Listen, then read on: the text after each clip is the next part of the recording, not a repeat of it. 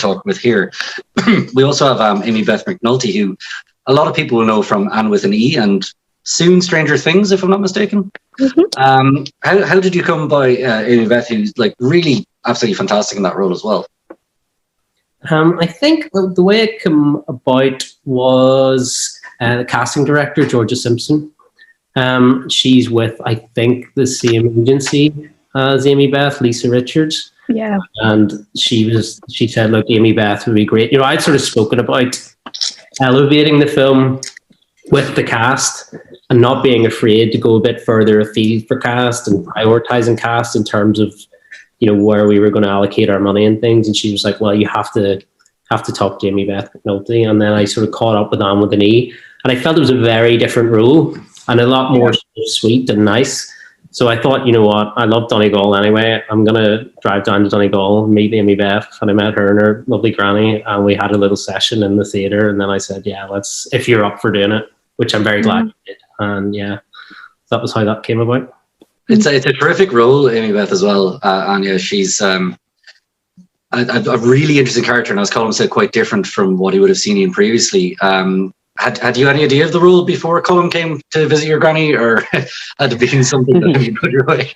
I did struggle with it. I mean, after playing Anne for 3 years, because I was 18 when I was asked to do this, and reading the script, I knew it'd be different, and that is selfishly, it intrigued me as an actor.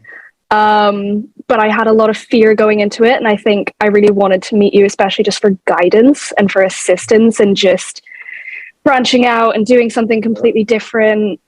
And I received that and more, and we did rehearsals in the theatre I grew up in from the age of 5, which was all just a bit weird. And I got really, really lucky because it was something I desperately wanted to do, and also to be in a triangle of these 3 very powerful women, which you don't see. I was, you know, amazed by the script and was very, very fortunate to be a part of it. Fantastic. It really is like a terrific script and 3 incredibly different, like powerful female roles, but all very, very different. I think it's great to see that on screen with such talented actors. Amybeth, for you in terms of Anya, what was your process like in getting a character? And do you have a particular like workflow on set for that, or how was it on the set of Black Medicine? I think I don't have a process particularly. I especially don't have a process that's through every project I do. It shifts completely every time. But the process I had this time was being 18, living in my own flat for the first time in Belfast. So I was vaguely experiencing that sort of turmoil of what do I do and how do I become an adult for the first time. Whereas Anya had already been going through that for years. And she had it down. She was fighting every day. And again, the human instincts to survive, like Antonia said, that was sort of where she was at. But I watched a lot of documentaries, I think it was through the BBC, of homelessness in the UK, and particularly focusing on homelessness in teenagers and what they experience, and just really trying to watch those and imagine what this poor girl had ever experienced. And we don't know if she was ever addicted to anything or what kind of drugs she may have done, and then the boyfriend situation because she needed protection. But she was, I mean, she's a feisty wee one. She's not going to give up because she can't. She has no choice.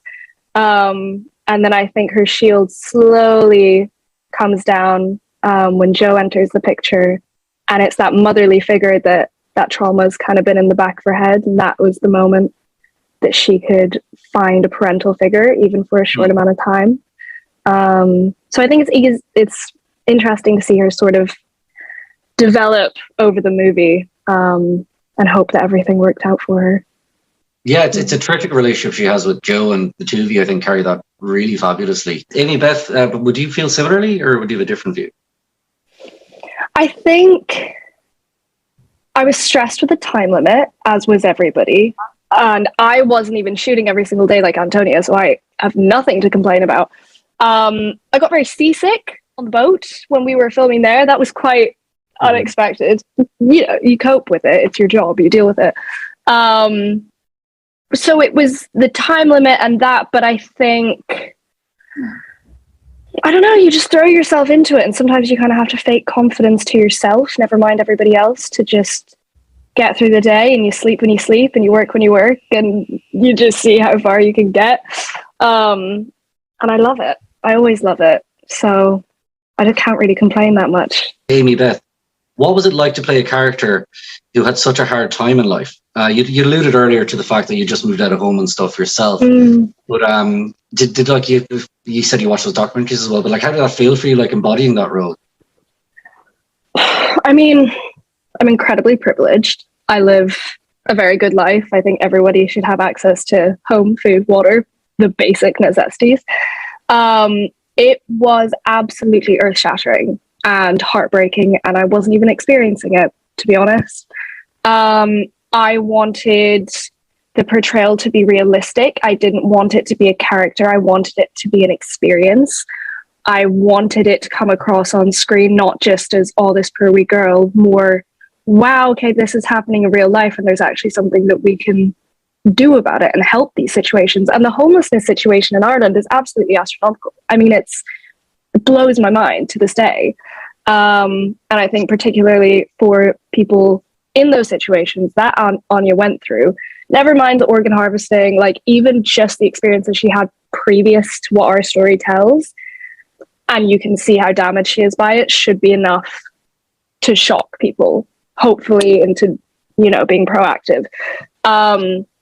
So as shattering and exhausting, I think, as it was for me, it was an honor to attempt to bring something from that. And obviously with script and everything, I was just a clog in the machine, but a humble clog nonetheless.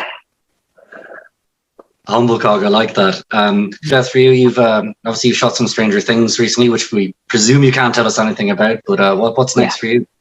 Well, who knows? I mean, Stranger Things could go on to another season. I would have no idea. Genuinely, at this point, I don't know. But at the moment, it's a lot of auditioning. But in the time that I have a break, I want to start writing short films. I'm following in your footsteps, Colin. What can I say? Trying to.